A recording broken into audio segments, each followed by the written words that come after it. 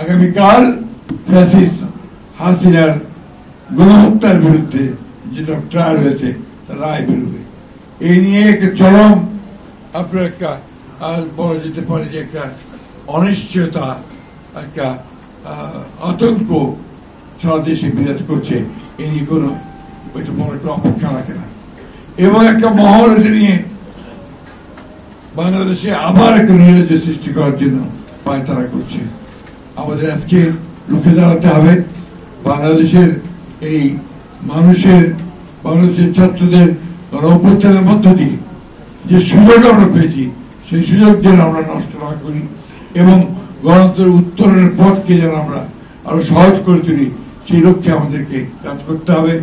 এবং সমস্ত রাজনৈতিক দলগুলোকে আমি আহ্বান জানাবো যে আসুন ওই প্রশ্ন ঐক্যবদ্ধ থেকে যে আমরা গণতন্ত্র এখানে প্রতিষ্ঠা করব, এই প্রশ্ন ঐক্যবদ্ধ থেকে আমরা সামনে নির্বাচনের দিকে এগিয়ে যাই।